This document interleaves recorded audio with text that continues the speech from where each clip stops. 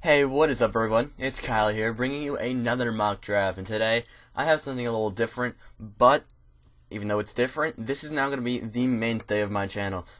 It is the If I Was a GM mock draft, and that is how I'm going to do mock drafts on the regular for the remainder of this draft process. I will do maybe one or two towards really close to the draft, where I'm trying to predict each and every pick and what they're going to do, but essentially, this is kind of what I have been doing already, but I've been also mixing in what the team was thinking they're going to do. But last year I did If I Was a GM mock draft, and I really liked that one, looking back on it now, more than a lot of my other ones. So, the If I Was a GM mock draft, essentially what it is I'm making a pick or trading a pick, because I'm going to add trades in this one, and that's how I'm going to stay from now on, with the trades included. As if I'm the GM of every single team, what would I do? This way, the comments aren't all blown up with, oh, they're not going to do this, they're going to do this. Well, I don't care what they're going to do, this is what I would do. And mostly the main benefit of this for me is at the end of the draft, at the end of the season next year, I get to look good. Like this year, where I said I would last year taking Khalil Mack #1 overall and wouldn't taking Clowney until later. I am the only one who said Clowney would be a bust, and now I'm not calling him a bust after 1 year, but I'm looking pretty solid right now. I'm looking pretty good. But anyway, let's get this 2015 mock draft started off with. Now at least everyone up until the playoff teams are decided of their draft order. So let's get this started right away with the #1 overall pick. If I was the general manager of the Tampa Bay Buccaneers, I'd be trading this pick, and the trade partner that I would be searching for the most would be the St. Louis Rams. And disclaimer right here, I'm not the smartest when it comes to the trades. Now, you can blow up on me on the value that I say, if it's way too much or way too little for this trade to happen. I want to hear that because I want some help on that. But anyway, if I was general manager, I'd be trading this to the Rams, and the Rams would give me their 2015 first, their 2016 first, and their 2015 third-round pick. And with the first overall pick, this is also tying into the fact that I was general manager of the Rams, because I'm the general manager of every team. If I'm the general manager of the St. Louis Rams with the #1 overall pick, I'm selecting Jameis Winston, quarterback out of Florida State. Now hear me out. This is easily the best NFL quarterback in this draft. No problem about it. I watched the Rose Bowl. And if you watch the Rose Bowl, you see those numbers lie. The numbers absolutely lie of the final score of that game. Jameis Winston was great. He really was. He was very good. It was honestly just, I know, I'm a Florida State fan. We've won 29 straight coming into that game. It was bound to happen eventually. And just ran into bad luck there. But Jameis Winston is definitely the best NFL quarterback. Now, Mariota might be the better college quarterback, possibly. I'm not one to say right off the bat that Mariota is the better college quarterback, but for his system, yeah, he is. But Jameis Winston undoubtedly is going to be the better NFL quarterback. No doubt about that in my mind. He just has the arm talent better. His style is more pro style, and he's a leader. He really is. You could see it on the sideline that anyone who says Jameis Winston is not a leader clearly has no idea what Jameis Winston is all about. The off-field issues was a couple of just immature acts, like one or two, and then the other main off-field issue was the same issue that he was proven time and time again that he did not do. So, what I have to say about that is young quarterback, and he's very coachable, surprisingly. He is very coachable. Jimbo Fisher is able to take him under his wing and really get this guy focused when it comes to game day. Now, the rest of the year, you're going to have to try to keep this guy out of trouble. Now, look, here's the thing with Jameis Winston. While he has off-the-field issues, they're not off-the-field issues where he's getting arrested or he's smoking something or he's getting, like, fines and whatnot. It's where he's just kind of acting like a dumb college student. And for me, while that's not the best thing I want to see from my franchise quarterback, he's still young, he's still coachable, and as long as he's not getting himself into legal trouble and just things where I could just be like, alright, you got to project the image of the team better, he's a real leader and he really wants to play on game day. I understand as a coach that I could probably get this guy to be what I want him to be, and it's not too much of a concern for me personally now. Some teams would like to take him right off the draft board, but I think that'd be dumb of them. And let's just talk about this trade is why the St. Louis Rams need to move up and get him. I think the Rams, they don't have too many needs other than a quarterback. I think the other needs can easily be addressed in free agency or with a couple of trades if need be. But I say you need to lock up your franchise quarterback. This is a tough division, probably the toughest division in football, other than maybe the AFC North. God, I could have gotten that way wrong. But yeah, this is probably one of the toughest divisions in the league, and you need a franchise quarterback because everyone else in that division, exception of Cardinals, has one. So that NFC West is tough, and the Rams, really, that defense is good, and they come to play against their division. Now, outside the division, they've kind of struggled, but in the division, they've been excellent this year, and you got to move them and get this guy.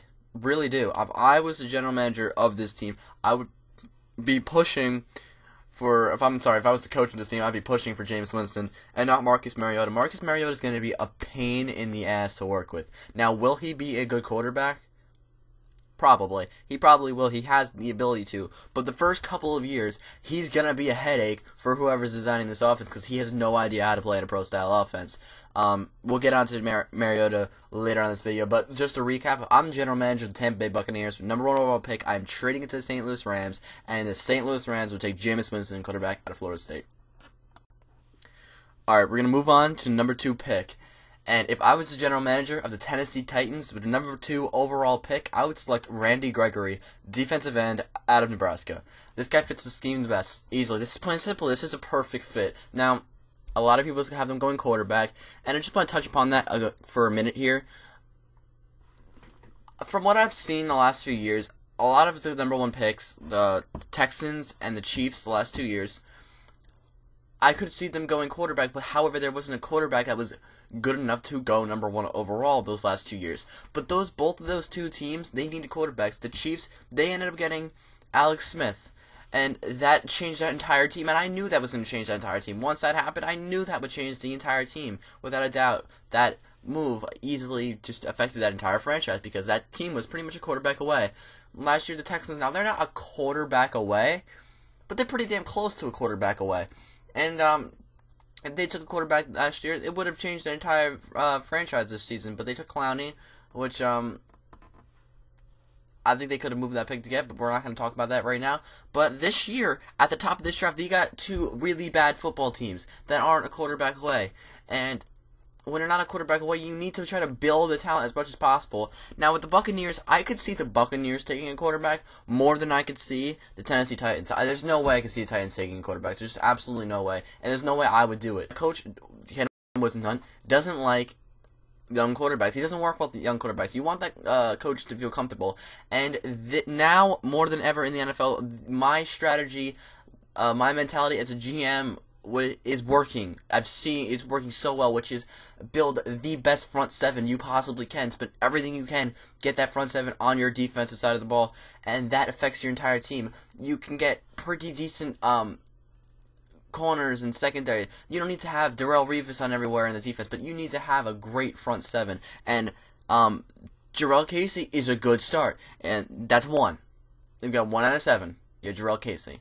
Now, let's get 2 out of 7. We've got Randy Gregory. He is the best for this system. He can totally play that defensive end / hybrid outside linebacker, but he really is an in-the-dirt defensive end, better than an outside linebacker. But he can rush the passer. That's the most important thing. And this is a weak division, and it's good that they're in a weak division because they can build now and just build through that defense because that offense isn't good enough. And offense, you can work on it, and maybe you get a steal later on. I would try for quarterbacks later in the draft. At this particular draft, I wouldn't. I don't know. It depends on how far a guy like Connor Cook or Brent Hundley was to fall, but I wouldn't go quarterback unless I really like. All right, this is gifted to me. Later in the draft, would I take a chance? Possibly, but I kind of like Zach Mettenberger. I don't believe in giving up on quarterbacks after 1 year. I don't believe in giving up on quarterbacks after 2 years. But sometimes there's special cases where you have to do it. I don't think this is one of them. But regardless, I think this is blatantly obvious. I really do. And I know everyone has the quarterbacks going 1 and 2.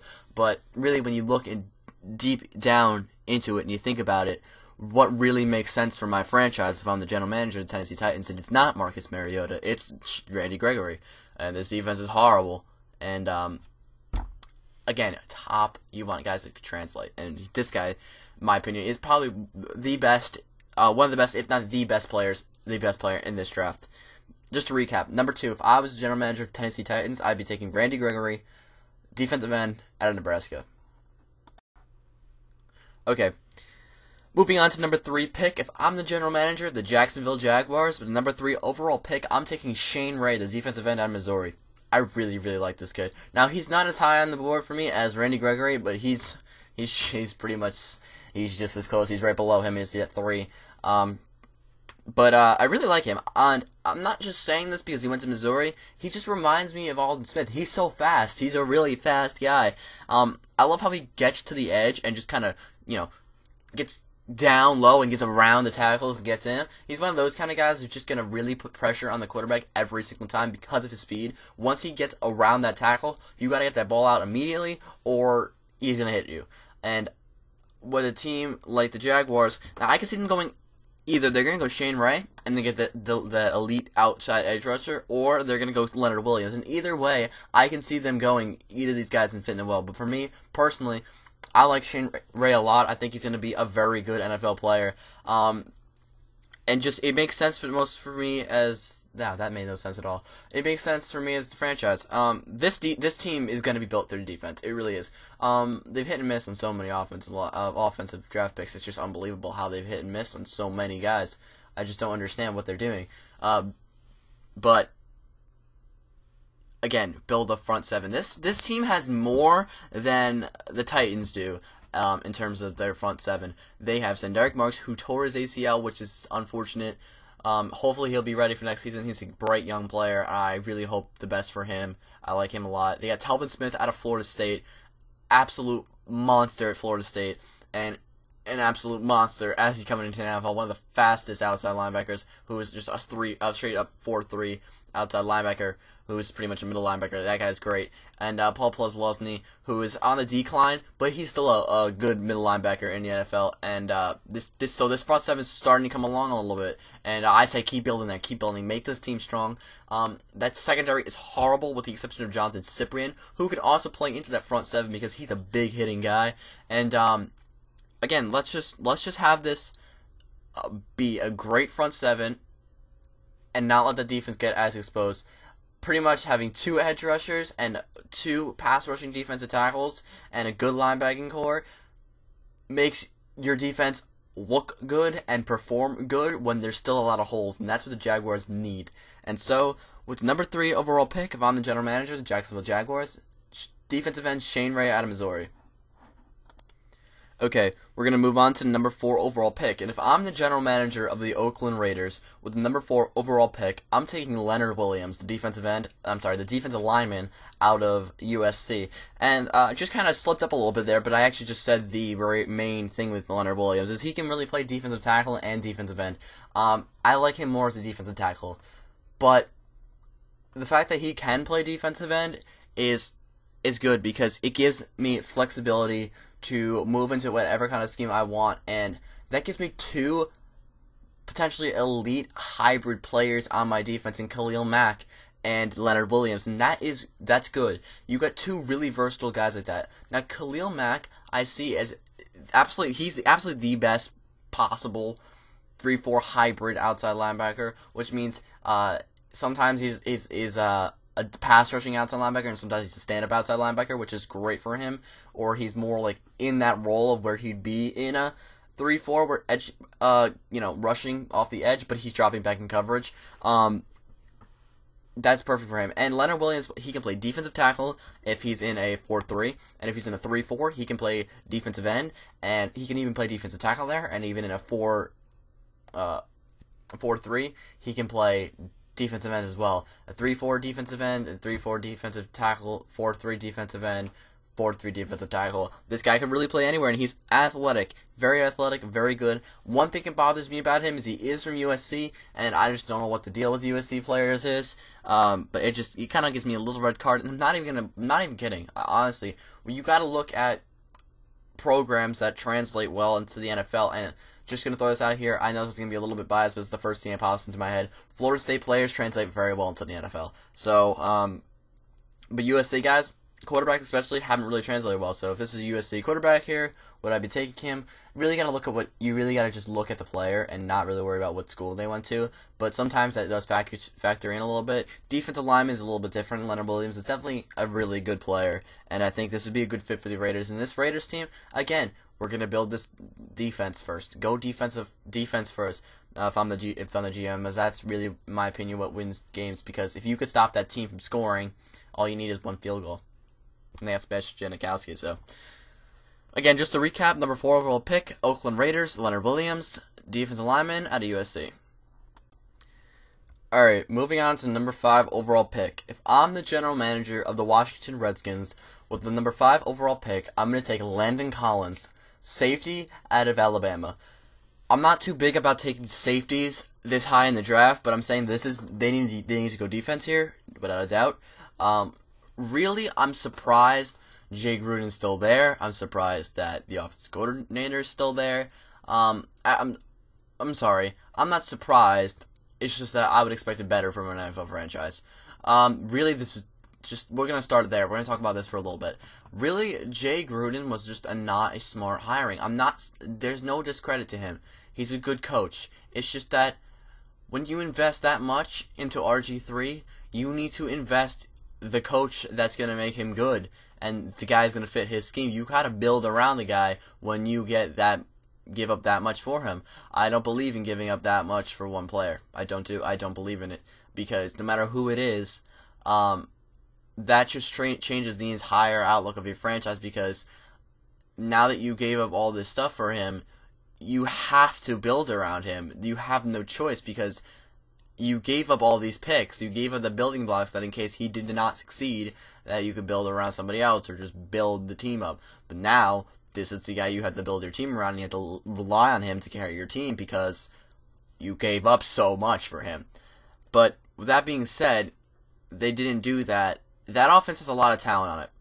I believe they have to turn around. There's just no way I can believe that there's no way I can see this offense not turning it around next year. If so, 5 weeks into the season, this offense is as sluggish as hell. Jay Gruden's out the door. In my opinion, he's out the door already for me. He was never in the door if I was a general manager. But Landon Collins is the best defensive player available, and really this team needs help anywhere on the defensive side of the ball. They've had some misfortune at the outside linebacker / defensive end position. I'm just saying / defensive end, just so that people can clarify that it's the pass rusher. And Arako's been hurt. Kerrigan has been absolutely amazing this year. Middle linebacker is horrendous, but I don't see going middle linebacker this high. And defensive line, Jason Hatcher has not worked out too well for them, and the rest of that defensive line is mediocre at best. But the premier defensive linemen, in my opinion, are all but off the board. The only one that's left on the board is Vic Beasley, and he is not going to fit that scheme too well with their needs. So Landon Collins, taking the best defensive player in the draft right now available, it just makes the most sense because Ryan Clark's getting really old. There's really no other safety out there, and he also can move around and be a versatile piece. So he's definitely a good value for them at 5. And honestly, this is just a simple pick for me if I'm the Redskins GM. I'm not going to think too much into this. I'm just going to take the best defensive player available, and at this particular moment, it's Landon Collins, a free safety out of Alabama. Alright, moving on to number 6 overall pick. If I'm the general manager of the New York Jets with number 6 overall pick, I'm going to select Marcus Mariota, a quarterback out of Oregon. Kind of pains me a little bit to say this. I was a little stuck on here for a minute. Not going to lie to you. Getting Marcus Mariota at this point, if I was the general manager of the Jets, I'd be very disappointed. Honestly, the Jets, they need a lot more than just a quarterback. But at this point, the value, if they're in a tricky spot, trading down, I could see it happening. I could see them trading down here, but I don't see too many other teams that would trade up and take this pick from them. I wouldn't sell low on this pick.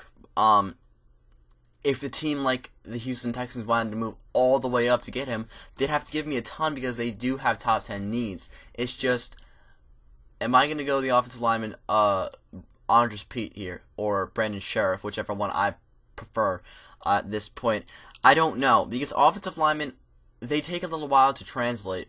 And Mariota, I feel like, here's my thing at Mariota. I think he has a lot of talent. I think he's overrated. But I'm not going to go as far as I said last year with Javion Clowney, saying this guy's industry is straight up bust because he has no work ethic whatsoever, which has been shown this year. And just no one wants to listen to me. But he really doesn't. Marcus Mariota's a hard worker. He's a good leader. He's a good guy. It's just there's a thing with pro style transitions. Let me explain this to you from my perspective.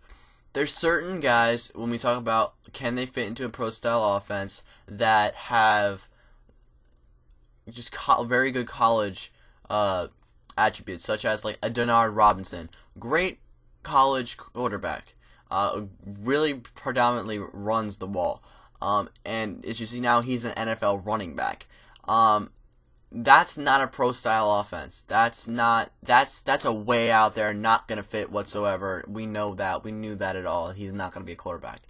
And then there's guys like Marcus Mariota, who is in an offense that is boosting his stats. His stats are boosted, and the interception ratio that is boosted. A lot of his throws are simple. All right, quick screen, drop back, quick screen, drop back, quick screen, stop, look one way, throw it to tight end. Everyone's saying, oh, he's not predetermining his read. He is predetermining what are you looking at. Everything about this Oregon offense is either two options. It's either I'm going to go here or there, or I'm going to go give it to the running back, or I'm going to run, or I'm going to go this way or that way. It's not, all right, I'm going to look at one guy, he's not open. I'm going to look at the other one, he's not open. Look at him, he's open. Now I'm going to throw it to him, go through all my progressions, not predetermining my reads. Now he's not going, all right, I'm throwing it to that guy no matter what, and he drop back and throw it right to that guy. But what he's doing is, it's not his fault. This is how this offense is designed. It's designed to go fast, and it's designed for them to have the decision made quickly before that defense can make a decision, and they have. It doesn't need to be, it doesn't need to be 70 different options for them to go on one play. It just needs to be 2 because it's going so fast. So his stats are boost. That interception thing is boost. He does have good accuracy from anywhere from the line of scrimmage, like, 5 to like 20 yards. He's got pretty good accuracy. I don't think other than that he kind of struggles with. My issue with his transition is, one, he's never really played in a pro-style offense, and I see that as if now the Eagles are so far down, it's gonna take a lot for them to get him, and I just don't think that I just don't think you can do it. I just really don't. The offense is just, it makes quarterbacks better than they actually are, so I don't think you need to move up this far to get a quarterback. But now, if you can get Mariota to transition into a pro-style offense, I think that he can be a very good quarterback. It's just that transition is going to be difficult for him. I really do question his arm strength. It's not so much his arm accuracy, because his arm accuracy is good, and I'm not too worried about his short to intermediate routes as a West Coast type quarterback. I'm worried about his comeback route throws or his corner routes or that kind of stuff. I don't really know, or in a 2-minute drill, how well Marcus Mariota is going to be able to perform. And I think you've got to go tempo with him in order to. It's what he's comfortable doing, and just got to make this guy comfortable. And the Jets have the benefit of they don't have a coach yet, and they have the benefit of getting a coach that will be able to take a quarterback that will fit their scheme the best. And really, the reason why having the Jets go here is just they kind of are forced to do this. They need to change there in New York. Now, while do I think Geno Smith is a horrible NFL quarterback? No. I think he'd be a really good backup quarterback, and if something happens to their starter, I think he's formidable enough to go in there and play a few games. It's just that I don't think he's a franchise quarterback at this point in his career. So, while I'm not too happy about this pick, I found the general manager of the New York Jets with the 6th overall pick. I'm taking Marcus Mariota, quarterback out of Oregon. Alright, moving on to number 7 overall pick. If I'm the general manager of the Chicago Bears, with number 7 overall pick, I'm going to trade this pick to the Buccaneers for the Rams' 2015 first round pick and the Rams' 2015 third round pick that they acquired in their trade for Jameis Winston. And With the number 7 overall pick, if I'm the general manager of the Tampa Bay Buccaneers, I'm going to select Andrus Peat, offensive tackle out of Stanford.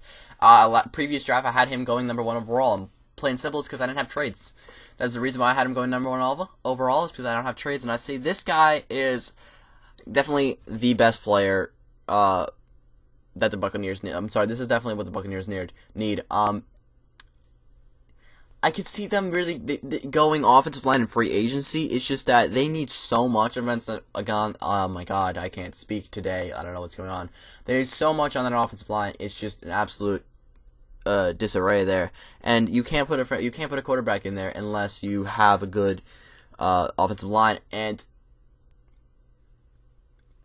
I don't think they should stay number 1 to take Gregory, because I think someone such as the St. Louis Rams will give them enough to be able to move down and get the offensive lineman. I've said build through that front 7 mostly through his draft, and with the Buccaneers, I'm not doing that. It's just because I know for a fact that somebody, if I'm the Buccaneers and I'm at number 1 and I'm trying to shop that pick, someone's going to give up enough that I move down for it, and I'll be able to take an offensive lineman. Someone's going to do that. And if the guy that I really want, which has been Gregory or Shane Ray, was to fall down to number wherever they get traded to, I'd be very happy to take the player that I actually did want. But it's pretty much about this team doesn't have a good team. They need to stockpile draft picks. They need to get as much talent as they possibly can on that defensive side of the ball and offensive side of the ball. And in free agency, I would say go after Jason Pierre-Paul. If the Giants do not sign him, which I don't think they will, I think they probably should. I don't think they should give him a boatload of money, and if he doesn't take a little bit of money, not like a little bit, but like not huge defensive end numbers, I think they're gonna let him walk. And I'd say go after him in free agency. I really would if I was Buccaneers, and then that'll give you flexibility to take the offensive lineman in draft. You have to take either a defensive end or a offensive lineman in free agency, and then take the other in the draft. And I say that this team is going to be much improved. I don't understand what is going through the minds of the coaching staff of the Tampa Bay Buccaneers, because they've not been bad in free agency. They've gotten good players. It's just what the hell they're doing at the quarterback position, I have not the slightest clue. Ever since they cut Josh Freeman, I have no idea what they are doing. Why in the world you bench Mike Lennon after a season where he's not performing amazingly by any standards, but he's not performing terrible, and you won't have a damn chance of making the playoffs. It's year 2-8 at the end of the year, and you're putting in a 38-year-old quarterback who's just completely pointless at this point, and you're gonna let this guy with a bright future, who possibly can be your franchise quarterback if you give him the chance and the coaching, and you're just gonna say, I'm gonna bench him. Why? It just doesn't make any sense to me at all what this Buccaneers team is doing. I see from a personnel standpoint, meaning the coachings and stuff, I see this team on a big downfall, but from the actual talent side on this team, I see plenty of building blocks. There's plenty of positions this team could build around. And I think that wide receiver core is excellent. I think Gerald McCoy is excellent. And Michael Johnson is good. Alteron Werner is good. Sean Goldston ain't bad. There's plenty of spots that this team can build around. It's just, and Doug Martin, that offensive line was a lot of the blame of why Doug Martin didn't have such a good year. People were so surprised as to why Doug Martin didn't do that good this year. Now, I was surprised he did so bad. I was so surprised that he didn't do amazing, but I was surprised he did so bad. It's just that offensive line was horrendous. I couldn't... See, they can't get anything going in the passing game because there's no protection for the quarterback, and they couldn't get anything going in the running game because there's no holes for the running back to run into. And you saw that as every single running back, exception of one game from Chris Rainey, no one could run the ball. So, you gotta go offensive line here. Andrus Peat is an absolute technician with a streak of mean to him, and I like guys who just go in there in the trenches and gonna fight their way through and not gonna give up on any play. And I really like Andrus Peat a lot. My number 1 rated tackle in this draft, and I say the Bucks have to go here at number 7 with him and trade back up and get him. So just to recap, number 7 pick, the Bears going to trade that to the Rams trade it to the Buccaneers for the Rams 2015 first and Rams 2015 third, and the Buccaneers are going to take Andrus Peat, offensive tackle at Stanford. Okay, moving on now with number 8 overall pick. If I'm the general manager of the Atlanta Falcons, I'm going to select Vic Beasley, defensive end / outside linebacker out of Clemson. And I really like this guy a lot. His motor is excellent. He's not that big, but this offense is pretty good. The Atlanta offense is not bad. It's very good. It has a lot of talent on it. And I say you need a running back, but you got DeVante Freeman out of Florida State, who needs to be featured a lot more next year. And you got enough talent on the offensive side of the ball. You have nothing besides Desmond Trufant on defense. And Desmond Trufant is a cornerback.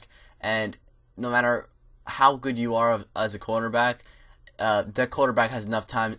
Someone's going to get open. It doesn't mean if it's your guy, someone else on that defense is going to get open and they're going to get plays. There's no pressures whatsoever. I think Rashid Hageman last year was a good pick for them. It'll fit that team well. It's just that now they need some sort of pass rush, and Vic Beasley out of Clemson is an absolute steal at the number 8 spot. It's just that I see the other defensive ends and defensive linemen, they're going ahead of them because these guys are rated better, and there's no discredit to Vic Beasley because I really like him. I think he's probably one of the better defensive prospects in this draft class, obviously, and I think the Falcons would be very lucky to get him here. I can totally see it happening, no problem, but it's just that this is still a steal because in this draft, it's very top-heavy with defensive linemen, and this is an explosive guy. He's very explosive, he's very athletic, but the problem with him is he's not that big, and that's why being a 4-3 defensive end is kind of for him. But definitely a 3-4 outside linebacker would be absolutely great for him. Absolutely an athletic guy. Has an amazing motor. He's not going to quit on any play. He's a poor man's Jadeveon Clowney, meaning he's just small. But other than that, he's just a small, hard-working Jadeveon Clowney. Definitely gets that quarterback. Doesn't give up on any play. And he overpowers people with a small size. So Vic Beasley, defensive end / outside linebacker, the number 8 pick for me. If I'm the Rams general manager, why do I keep saying the Rams? If I'm the Falcons general manager, this is a no-brainer whatsoever. It really is just a no-brainer. You don't even need to look deep into this pick. It's just plain simple. I need defense. Best defensive player available right now is Vic Beasley. All right, moving on right now to the number 9 pick. I'm the number 9 overall pick. If I was the general manager of the New York Giants, I would select Brandon Scherff, offensive tackle out of Iowa. I said this last year. They needed to take Jake Matthews, who I don't think even fell to their pick. But they need to take an offensive lineman like Brandon Scherff, who can really move around on an offensive line. And this offensive line has talent. It's just that it doesn't have people in the right position. Brandon Scherff would go at left tackle. Will Beatty would go to right tackle. Justin Pugh would go to left guard. J.D. Walton would go to center. And then all you need is a right guard. You fix that entire offensive line. Right now we got Justin Pugh at right tackle, and we got Will Beatty at left. Will Beatty's not bad, but he's not good. And Justin Pugh is just in the wrong position. He has short arms. That was his issue coming out of the draft. He's a guard. He really is a guard. And that'd fix that entire offensive line. I guarantee you that'd fix that entire offensive line with one good left tackle prospect. And really, you can put Scherff at right 1 year and let Beatty stay at left. And if one struggles, flip him over to the other side and see what happens. And Scherff can even move into right guard if all else fails. He's good. He's a good offensive lineman. It really is. Level of competition is going to make it a little bit harder for him to translate. So I don't know if he's going to start at left tackle day one. I think probably go at him at right tackle day one. And definitely move Pugh into guard. They need to work on being able to get one more tackle so that they can move Justin Pugh into guard and have a much better offensive line. Again, another pick that just makes perfect sense to me if I'm the general manager of the Giants, and I'm very happy to be able to get this pick here. Just going to move straight along here with number 10 overall pick. If I'm the general manager of the Chicago Bears, I would select Benardrick McKinney, the inside linebacker out of Mississippi State. This is not necessarily the best value here, because middle linebackers don't necessarily have the highest draft value. However, I think this is what they need the most in this on this defense, and I say don't even risk it at this point. Just I'm going to take. I already traded down and stockpiled some picks. Now, just let me get the guy that I know I need. Defensive end position, it's not great, but it's not horrible, and but the linebacker is horrible. It's horrible. Safety, Landon Collins is off the board before they even got a pick. So just there's no question that they can't go there. If Landon Collins is available at 7, I say take him, but I don't think he will be. And Bernard McKinney is an excellent inside linebacker, well worthy of a top 10 pick. If he played any other position on the defense besides the inside linebacker, easily a top 10 pick. No doubt about it. It's just that these guys have value issues in the draft for some unknown reason. And they've definitely had a serious gap there ever since Brian Urlacher retired. And this guy needs to come in there and show them, show that Bear defense that has just not been there for the last couple of years, like we've known this Bears defense to be able to be, and get that identity back, because that Chicago identity is not this offense. I don't know what they were thinking with that. They need to go back to what they have been good for years upon years upon years, and drafting Bernard McKinney out of Mississippi State will be that start of that. Just going to move straight along here. The number 11 overall pick, if I'm the general manager of the Minnesota Vikings, I'm going to select Amari Cooper, the wide receiver out of Alabama. I don't think he should be a top 10 pick. He's good, but he's good. He's not great. Nothing too spectacular about him. It's just everything he does is good. Now the Oakland Raiders would be the smartest pick for him to go for, because that is what they need. They don't necessarily need a mega superstar at wide receiver. They need somebody to catch the football, and Amari Cooper could do that. But I don't think at 4, Amari Cooper's just not the value at 4 for me personally. If I'm mocking this draft and I'm just trying to project the picks, possibly do have him going for. It's just that I personally, as general manager, would not take him for. But the 11th pick, Minnesota Vikings, they need to address that offensive line at some point, whether it be in free agency or in the draft. But they also need to address wide receiver. This team is on the rise. The defense has been very, very good. It really has. I think get one more defensive end at some point. One more defensive end and maybe a middle linebacker. And also, you need a wide receiver on the offensive side of the ball. You got to feature Cordell Patterson more next year. You have to do that. It's just, you spend a first-round draft pick on him. He's got a ton of talent. Try to feature him more. Don't give up on him yet. Greg Jennings is getting old, and then they had a good breakout from Charles Johnson this year. So, at 11, just add another solid receiver to Teddy Bridgewater's development, and within Amari Cooper out of Alabama. Okay, just going to keep this moving on as much as I possibly can. At number 12, if I'm the general manager of the Cleveland Browns, I'm going to select Shawn Ogbuehi, a defensive end out of Baylor. Absolute mammoth of the guy, 6'9", 280 pounds. I'm going to see him as a 3-4 defensive end, and that's exactly what they need. This defense isn't horrible. It's not great.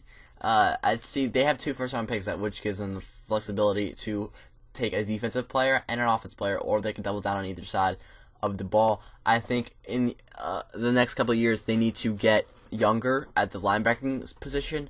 But as far as pass rush is concerned, I say try to sign Jabali Sheard. He's been good for you this year. Why would you let him walk? He's been good for you this year. You're not going to have to give him elite numbers, but you're going to have to give him pretty good money. And then Paul Kruger has been pretty good for you on the other side of the ball. And Barkevius Mingle can even go in there if Jabali Sheard isn't going to get signed. But he hasn't been as good as everyone said he should be, which I'm kind of surprised with. He just has been severely underused, and maybe a trade for him could be coming in the near future. But regardless, they need that interior pass rush more than anything, and Shawn Oakman is an absolute mammoth. They'd be able to stop that run as well, and I see this is where he would make the most sense for me as a 3-4 defensive end. However, in a 4-3 defensive end, he could be pretty solid as well, because that 280 frame, not the heaviest guy, so he can still move around and fill the gap with that huge size and knock the ball down. It's just that I think this is a great pick for them, the Cleveland Browns at 12, and I would be very satisfied with myself if I got this here. Moving on to number 13 pick, if I'm the general manager of the New Orleans Saints, I'm going to select Dante Fowler, defensive end / outside linebacker out of Florida. He's a very good player, really is. Not the most freaky athletic guy in the world, but he is athletic, and good size, good pass rusher. The Saints defense was a major disappointment for many people except for me. I just didn't see that defense being as good as everyone thought it was. I mean, it had some talent, it's just that there's a lot of holes. And the pass rush was the main thing. They didn't get pressure on the quarterback last year, which was a surprise. That indeed was a surprise. Now they have Junior Gillette, who's been great, but on the other side, they need to get rid of Paris Harrelson and now move with Dante Fowler. And I think that will help this defense get the pressure on the quarterback that they need and get back to the form that they had not in 2013. Moving on to the number 14 pick. If I'm the general manager of the Miami Dolphins, I'm going to select Dorial Green-Beckham, the wide receiver out of Oklahoma. Now, I see him as the wide receiver in this class who has that ick factor, who, if he didn't have off-the-field issues, would be going in the top 10, no doubt about it. I don't say Amari Cooper is having the it factor as something, wow, this guy has size. He reminds me of A.J. Green so much. It really does. Again, I just said, I'm going to repeat exactly what I said. This guy is A.J. Green, like, he really is. He's got size, he got speed, he's got great hands, a dominant receiver, could be dominant at the next level. And the Miami Dolphins, signing Mike Wallace is just plain out stupid. We all know that. They made a lot of dumb decisions that year in free agency, and everyone knew they were dumb decisions while they were making, except for obviously the Miami Dolphins front office. But regardless about that, now I'm in charge of the Miami Dolphins, and Mike Wallace, he's got talent. It's just that he doesn't fit Ryan Tannehill at all. Ryan Tannehill doesn't throw a very good deep ball, and that's really Mike Wallace's bread and butter. And to get a dominant number one, such as Dorial Green-Beckham, which I think is the first dominant number one wide receiver in this draft class, I think it's an absolute steal at 14. An absolute steal. Imagine getting A.J. Green at number 14 overall in the draft.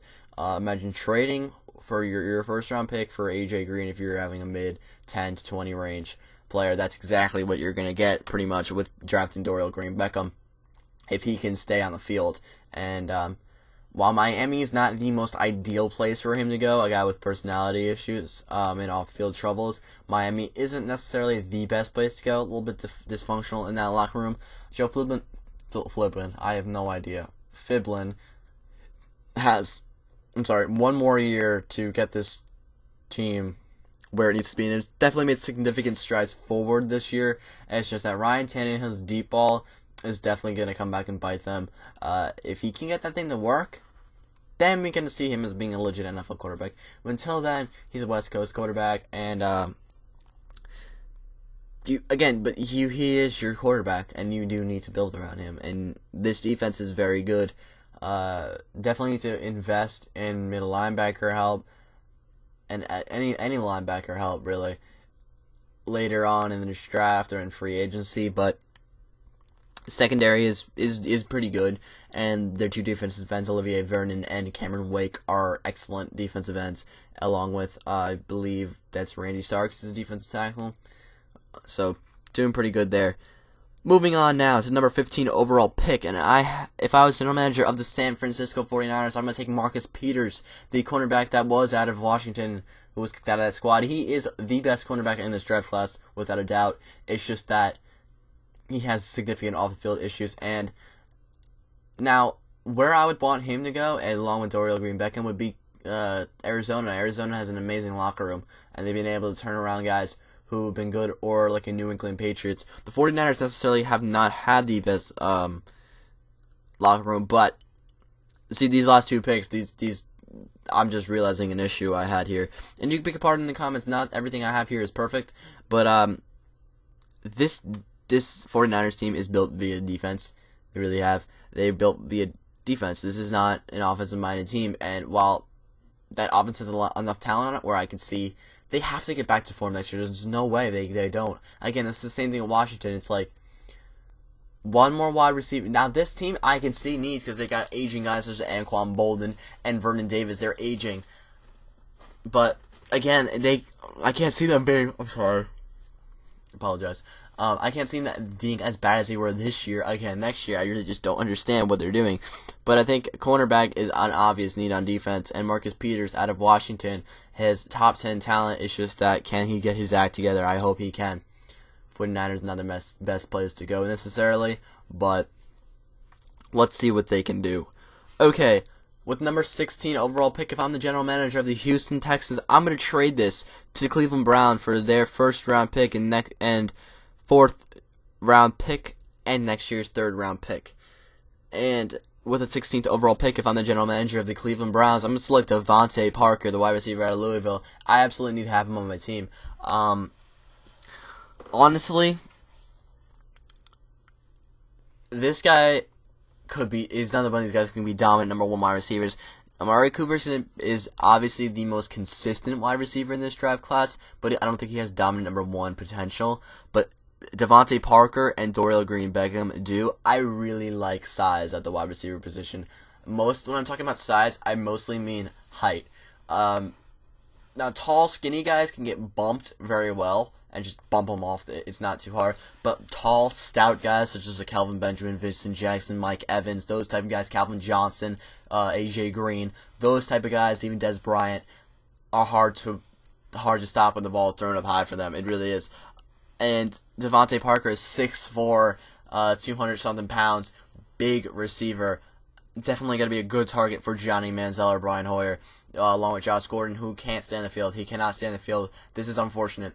Josh Gordon is probably, if he could stay on the field, Josh Gordon is probably one of the best, if not the best wide receiver in the league, with the exception of Calvin Johnson. He probably is the best wide receiver in this league. But he can't stay on the field, not because of health. He's been fine. He's just not been mature. And if this guy's career goes down the drain just due to off-the-field issues, it's going to be a big shame because this is one of the best players that our generation could possibly see, and he's throwing his career away with issues. So honestly, if I'm the general manager of the Cleveland Browns, I might need to move him. As much as it'll pain me, I don't know if he's not succeeding well at Cleveland in terms of growing up as a person. I'd say move him somewhere, maybe New England, where he could mature as a player and hopefully be the player that he could be. But I'd give him one more year, one more chance. I'd stop suspending him internally. I would suspend him from the league. If I'm the commissioner, the commissioner's gonna suspend him, let him. But I would stop suspending him from the team. It's not helping. All it's doing is stopping his development. You got to stop doing that. When you suspend a guy from your own team, you do it as just one game type thing. In my opinion, I don't like when teams suspend players for entire seasons internally. Now, when the commissioner does it, it's different. That's the league. The league is making a decision. He's suspended because he's being a disgrace to this league. Now, when you go take it in your own hands and hurt your own team, I see that as being dumb and irresponsible to the fans. You can't do that. It's not smart. You need to, when the players are presented to you, you need to use them. Stop suspending Josh Gordon from your team. If the commissioner does it, let him. But you need to stop. It's hurting him. It's only hurting him. But anyway, DeVante Parker could be a dominant number 1 wide receiver, and if Josh Gordon stays healthy and stays out of trouble, this is the best receiving core in the league without a doubt. With Josh Gordon and DeVante Parker, huge targets for Johnny Manziel to work with, and he likes big receivers. So regardless if Josh Gordon ends up playing next year or plays the whole season or stays out of trouble or not, DeVante Parker is going to help out Johnny Manziel so much because he's very good with big receivers. That scrambling around type thing where he just chucks it up the ball, big receiver can go up and get it for the defensive back. So now I'm just going to move on right now. With the 17th overall pick, if I'm the general manager of the San Diego Chargers, I'm going to select Lyle Collins, the offensive tackle out of LSU. This offensive line still needs work. This team definitely... I'm sorry, that dish computer just decided to do that. Alright. This team definitely needs some work on the defense and offensive side of the ball, but they are much improved, and definitely start at the left tackle. King Dunlop, I'm surprised he's been as good as he has been at left tackle. He's really not that great of a left tackle, but you move him to... you got DJ Fluker at right, I'm sorry. You're not going to move him anywhere. Get rid of him. And put Lyle Collins at left tackle, and you got a good line. You got to keep working on that line. Just got to keep working on it. And keep working on the defensive line as well. This team is close. They're not quite there yet. They need some more wide receivers and linemen and stuff like that. But I think Lyle Collins is a good building block to start with. And if I'm the general manager, this is an easy pick for me. Alright, moving on. If I'm the general manager of the Kansas City Chiefs with number 18 overall pick, I'm going to select Jaelen Strong, the wide receiver out of Arizona State. Again, you've seen a pattern here. I like big receivers a lot, and this has been the worst season I've ever seen from a wide receiving core. I'm not sure if I'm still right here. The last time I checked, a Kansas City wide receiver had not caught a touchdown pass this season, and their season is indeed over. I don't know if they did end up catching one or not. I didn't really dig too much into that, but the last time I checked, they did not have a catch. A catch. Wow, that surely didn't happen. They did not have a touchdown catch. But Jaelen Strong is an excellent receiver with a good size as well. And Alex Smith, it doesn't have the deep ball, but he has short intermediate routes. And again, they just need another wide receiver in this team. I think Dwayne Bowe's number 2. He's number 2. I don't think he's number 1. He's actually like a mid to low end number 2. He's definitely good enough. I'm sorry, I'm gonna correct myself right there. He's a good enough number 2 receiver. It's just that he's not a number 1 receiver, and he needs some help on there. But I think they need to work on Travis Kelce's blocking so that he can become the featured tight end, because he's definitely the best receiver that they have at the current moment. And need to feature him more in the offense because he's the blown bright spot on the offensive side of Jamal Charles. They have the best backup running back in the NFL in Niall Davis, in my opinion. I know that he was good coming out of Arkansas 2 years ago. He ran a 4.2 something 40, and he's a big guy, very fast, very good. If I'm a general manager of one team that needs a running back, I'm gonna get him. I'm gonna trade for him, and he definitely comes in there. And every time he's come in for Jamal Charles when he's gotten hurt, he's performed, and you can see it. This guy's an elite running back sitting behind an even more elite running back. All right, gonna move on here, and I'm trying to move this along a little faster, just because I don't know what's wrong with me. And all right, so moving on with 19th overall pick. If I'm the general manager of the Houston Texans, I'm going to take Cedric Ogbuehi, the offensive tackle out of Texas A&M. I went over this, I think, the last draft. I'm not sure if I did or not, but this makes sense for them a lot. This is a future left tackle, but a current right tackle, and they need a current right tackle, and they need a future left tackle. This just makes so much sense. You put him at right. I've been over this. I'm almost 100% sure I've been over this. But you put Ogbuehi at right until Dwayne Brown either declines or his contract runs out or he retires. He's not at retiring state now, but in a few years when Ogbuehi is really, really ready to play left tackle, he will be. And that's just going to be perfect because they'll have a really good right tackle until Dwayne Brown's gone. Then they'll have a really good left tackle because he'll be ready to play left tackle when Dwayne Brown decides to move on. It just makes perfect sense, and I'd be very happy here. I moved down strategically. I did a very good job as a Texans GM here, moving down a few picks, getting more picks, but still getting the guy that I was going to draft anyway. Okay, moving on now with number 20 overall pick. If I'm the general manager of the Philadelphia Eagles, I'm going to select Trae Waynes, cornerback out of Michigan State. I love Michigan State cornerbacks. Really do. They got that. They're physical at the line of scrimmage. Usually got good size to them.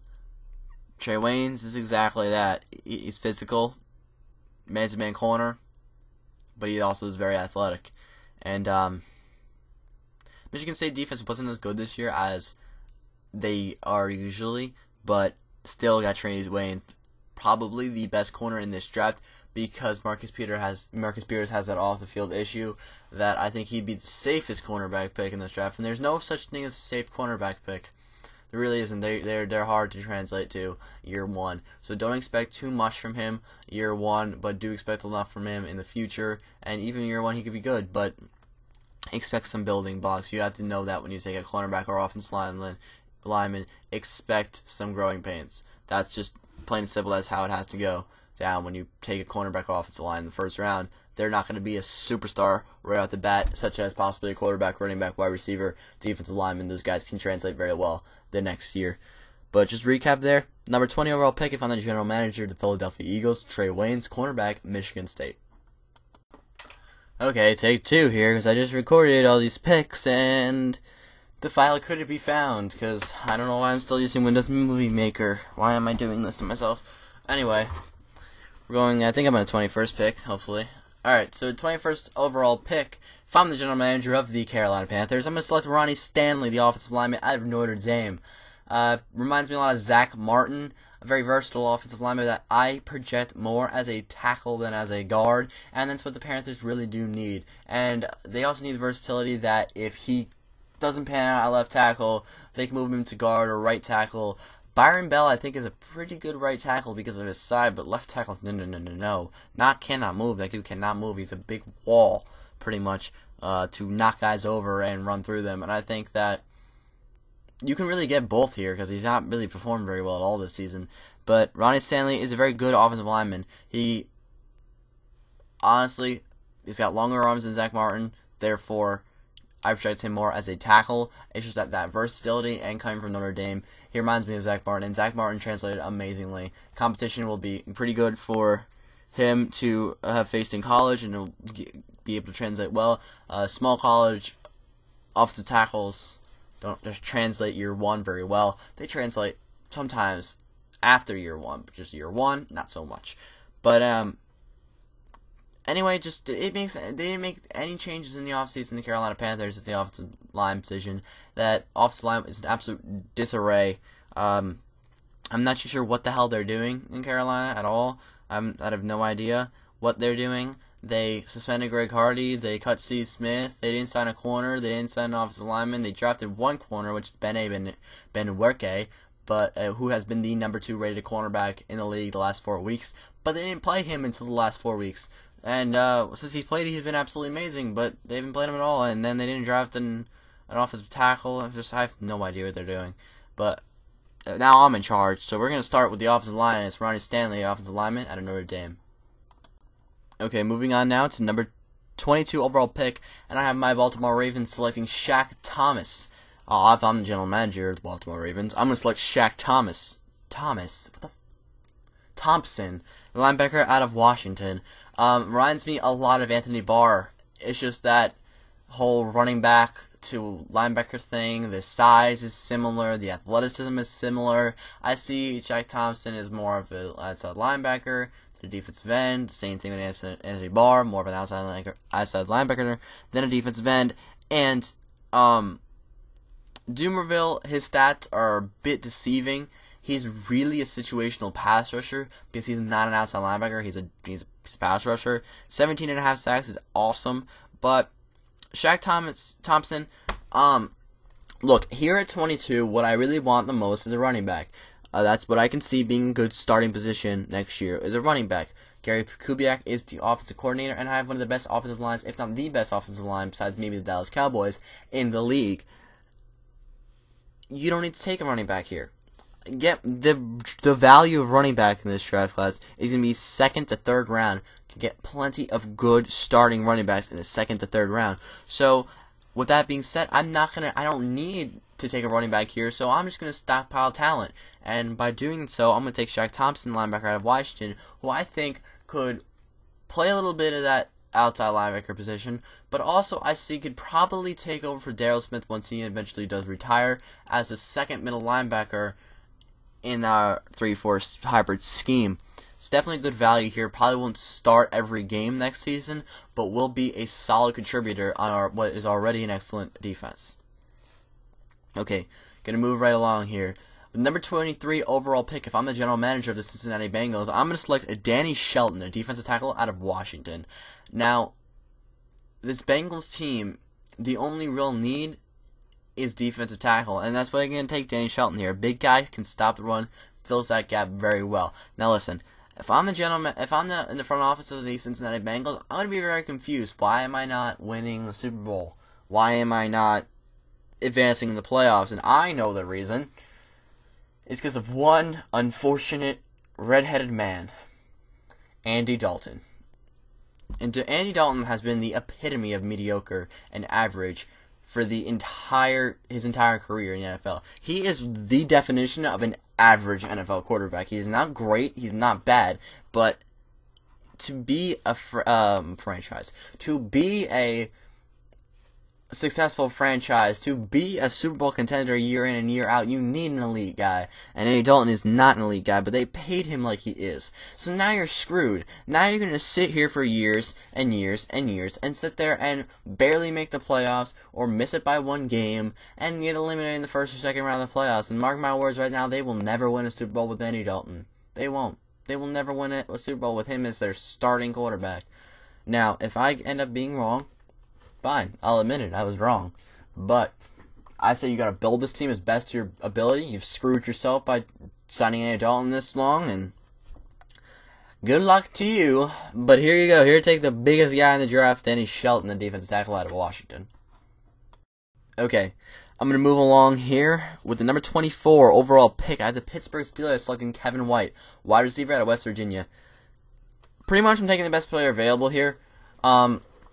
I would like to go cornerback here if I was the Pittsburgh Steelers with Ifo Olakpere-Olomo, but I just don't see him fitting the Steeler mentality too well. He's not too big, and he's out of Oregon. He's athletic, though. He's just a small guy. And honestly, it's up to you because I don't have Ifo Olakpere-Olomo going in the first round. So either take Kevin White or Ifo Olakpere-Olomo here. But Kevin White is a pure route runner. Physical, good size, not like huge, but he's got pretty good size, and I think he's a good wide receiver to go opposite Antonio Brown. But Martavis Bryant has also been well. I think you can really just move him around. You get a talent in the wide receiver position. You never can have too much there, to be honest with you. It's always good to have another wide receiver who can contribute on your team in some way, shape, or form. Okay, so with now moving on to the 25th overall pick, if I'm the general manager of the Detroit Lions, I'm going to select Malcolm Brown, the defensive tackle out of Texas. Now, the reason why I'm saying this is because I'm assuming that they're losing either Nick Fairley or Ndamukong Suh. But if I'm the general manager of that team, we're not losing either, as I'd give out the money for both of them because they've both been worth the money. I think Nick Fairley will come at a cheap price because he was injured for a lot of this year. And I think Ndamukong Suh, while he won't come at a cheap price, is worth every single penny, as being probably one of the best interior pass rushers in the league. It's between him and Gerald McCoy as the best interior pass rushers in this league. And, of course, J.J. Watt, who is just in a league of his own, so he doesn't even count, really. But if indeed they do lose one of those two guys, if not both of them, Malcolm Brown, the defensive tackle out of Texas, you need to get that back at that defensive tackle position because that defense has been absolutely great this year, and I still see so much improvement on that defense. It's just that they've been so good this year. It's like keep that philosophy going. You've been really good this year. Sign both Ndamukong Suh and Nick Fairley. Do it. You need to. It makes a lot of sense for your team. Trust me, it's worth the money. Okay, moving on here to number 26 overall pick. And if I was general manager of the Indianapolis Colts, I'm going to take T.J. Clemmings, the offensive lineman out of Pittsburgh. Now, he's not really a tackle. He's more of an interior guard guy, and that's really what they need is an interior offensive lineman. This is the best interior offensive lineman in this draft class if you consider Ronnie Stanley an offensive tackle, which indeed I do. And this offensive line has struggled. Trent Richardson needs one minor coaching adjustment. He needs to initiate contact instead of running around. He needs to go in to guys, use his body to pile his way forward. I don't know why a coach has said it to him. I've seen it a million times. I don't know why no one said it to him, but that's really the issue with him. And honestly, the Colts, we need an interior offensive lineman. I'm saying we because I'm the general manager. So T.J. Clemmings is the best interior lineman in the draft, so why not take him? Okay, moving on to number 27 overall pick, and we got a little bit of a rant here, so prepare yourself for a guy I can talk about. Number 27 overall pick, if I'm the general manager of the Arizona Cardinals, I'm going to select Connor Cook, the quarterback out of Michigan State. Now, I have no idea if he's coming out or not. At the current moment, he's been listed in some mock drafts. He's been considered a prospect for this draft. So he possibly is coming out in the draft this year. Now, I won't be shocked if he stays in college. But let me just talk about him for a minute while he still is a prospect, and he still hasn't said, I'm going back to college another year, or I'm going into the draft yet. So I can indeed talk about him, and I'm going to talk about him now for a minute. Connor Cook, I've been watching a lot of tape on Connor Cook. And the thing with Connor Cook is I have a really good feeling about him. I just have a feeling that he's going to be an excellent NFL quarterback. He has accuracy issues. Don't get me wrong. He does. He struggles. He misses guys on open receivers. He really struggles, though, when I feel like it doesn't matter. When it doesn't matter, he struggles, but he's clutch. You saw in the bowl game that amazing last throw, but the rest of the throws in that drive were way off. He can be rather inconsistent, but I think that if you get his accuracy to where it needs to be and at a consistent basis, I think he could be a premier NFL quarterback. I really like him a lot. I do. He has surprisingly, he's very athletic for a Michigan State quarterback, and just for the quarterback of his size, stature, and demeanor, he's actually surprisingly athletic. He doesn't look necessarily that athletic, but he is. and he's very good on intermediate routes. He's got good arm strength, really good arm strength. Throws a pretty nice deep ball. Again, he does struggle with accuracy at points, but his decision making is good. Now, that's what I like about him, is he has very good decision making. He throws to the right receiver. He goes through his progression as well. It's just that he'll miss the guy occasionally. And if you can get that under control, I think that he could be one of the best, if not the best, quarterback to come out of this draft, exception of Jameis Winston, who I think will definitely be a premier quarterback in the NFL. Again, if Connor Cook can manage to fix those accuracy issues, he could be a premier quarterback. And let's talk about the actual pick itself, by the team I have them picking it, or that I would pick for at this particular spot, the Arizona Cardinals. Now, look, this is a team that really is a quarterback away from being an absolute mammoth of a team. Very good defense. The offense, when Andre Ellington is healthy, which is never, is explosive. It's just that they need the quarterback to be able to get the ball to their playmakers. Well, they haven't had a quarterback in a while. Now, signing Carson Palmer when it originally happened wasn't stupid. It really wasn't. They needed a quarterback. They had a quarterback. He was performing well for them. And then the day or the next game after tears his ACL, and you're just sitting there as general manager saying, damn it, pretty much. Now I have to draft a quarterback, and I'd be paying Carson Palmer all this money to be a backup. Because when you tear your ACL as a 20-year-old dude, or 25, that, it's not a big deal. It really isn't. It's not a big deal at all. Because you have the surgery nowadays, and your body's still growing to where that muscle can be repaired. But when you're 36 or 35 years old, like Carson Palmer is, towards the end of your career, and you tear an ACL, that's a serious problem, because he's not going to be the same anymore. He just had the arm talent still, but listen, it's not a total loss, because Carson Palmer is going to be a good leader as a backup. And honestly, when he gets back to health, start him if need be, because he's not a mobile quarterback before, and he shouldn't be a mobile quarterback after. So it's not the end of the world, because he is a quarterback. So I can still see him starting. It's just that I love Connor Cook's upside. I really do. It's just that he's going to need time to develop. And I think that by the time Carson Palmer is done, Connor Cook will be ready. So if I'm general manager of the Arizona Cardinals with the 27th overall pick, I'm going to select Connor Cook, quarterback, Michigan State.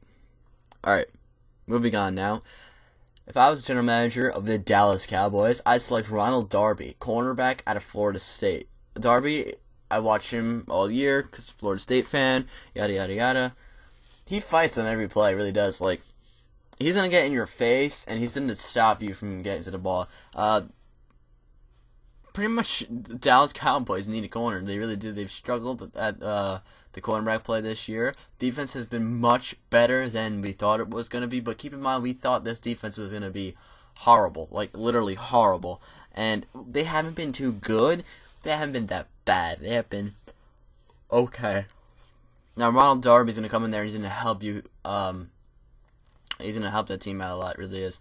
One of the best cornerbacks in college football, along with P.J. Williams on the other side for Florida State. And either one of the Florida State cornerbacks, I say, could go here. And honestly, just the reason why I had Darby here, other than some other cornerbacks in this draft, is because I know more about Darby at this point than I do more about the other ones. I've seen his play. I've seen him being able to he's good. He's reliable. He's very reliable in that secondary, and I think that's what they need, someone reliable in their secondary who is experienced playing against top-tier talent for an entire college career. Moving on now, it's the 29th overall pick, and I have the Green Bay Packers, if I was the general manager of the Green Bay Packers, selecting Eddie Goldman, defensive tackle out of Florida State, another Florida State defensive player here. And Florida State defensive players have translated very, very well, and Florida State offensive players have translated well. Florida State players translate well to the NFL. And principle, the Green Bay Packers, they need a big guy in the middle. B.J. Raji, I still don't know what happened with him, but I don't know. I'm going to look it up after this video, but just been hearing that he might retire and all this stuff, so I don't know what happened to B.J. Raji, but regardless, they need a guy inside, stop the run, and the defense has been much improved. The offense is very good. This team is pretty good already, and so just getting Eddie Goldman would help out that defense a lot with that huge size in the middle.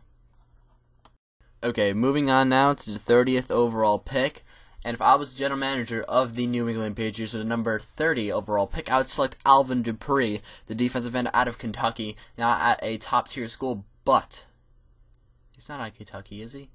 He's out of Kansas. He's out of Kansas, not out of Kentucky. That was dumb. I say some dumb things occasionally. He might, you know what, honestly, I don't know what's going on with me. This mock draft was written at like 3 o'clock. No, 5 o'clock. I'm lying to you. It's 5:30. It was 5:30 in the morning. But he's out of either Kentucky or Kansas. Hold on. Just hold on. I'm sorry. I know a lot about the prospect. It's just that he is out of Kentucky. All right. Kentucky.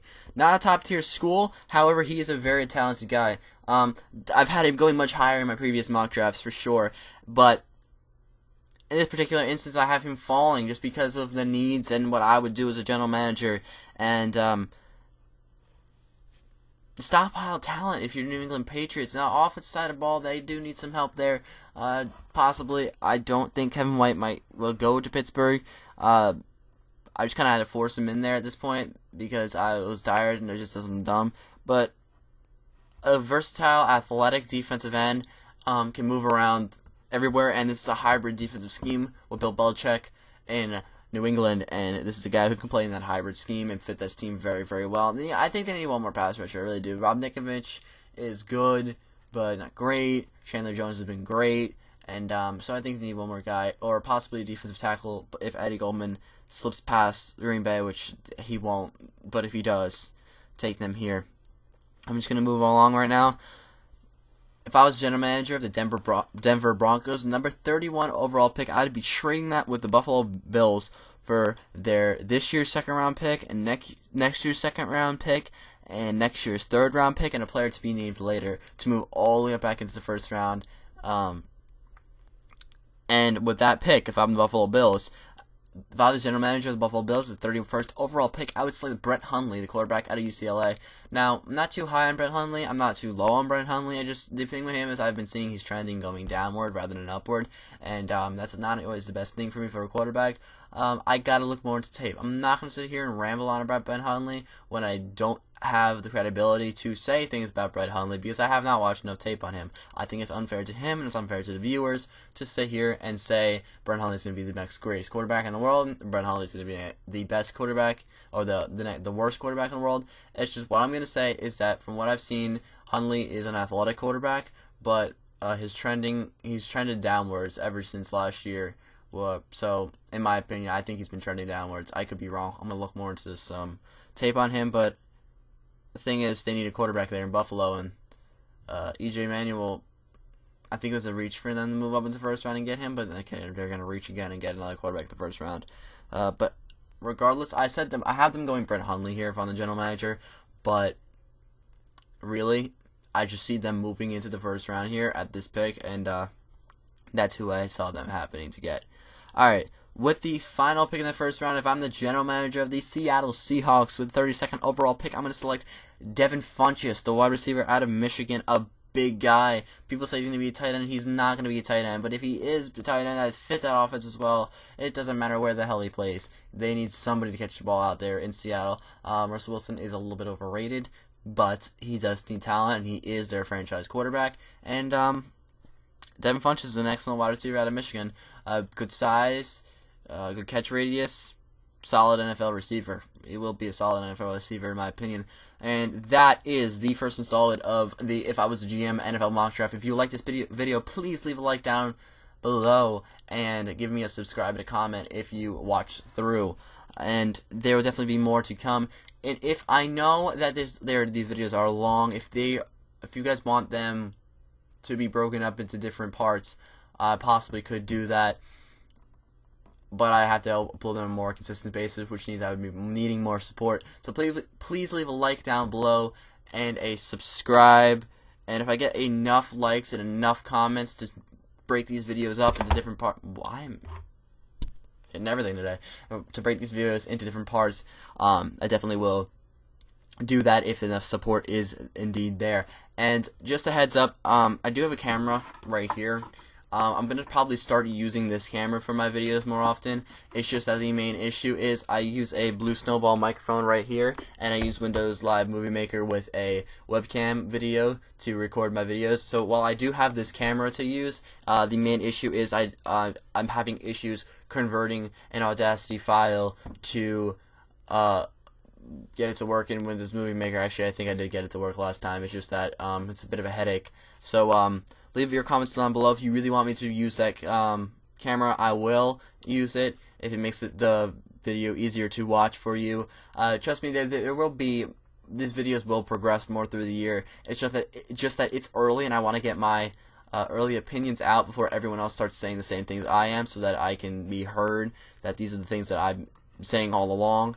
And once you get a little bit closer, once the playoffs are over, the videos will start to become more professionally done. They're not professional, obviously. I'm not a professional. I can't even speak properly most of the time without getting jumbled up in words, and I can't make a video under an hour for some unknown reason. But I'm gonna try to use, last year's I used the GIFs. I'll definitely bring those back. I'm gonna try to bring little like slideshow looking things for the players, put the pictures on them and whatnot, and just try to use creative ways to get this videos more views and the support.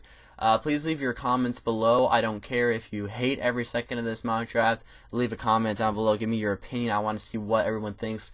Let me know how you felt about the quarterbacks, where they went, and just let me know about what you thought your team should do. And if you got any other opinions, please let me know. This has been Kyle, and I'm signing off. Thank you for watching.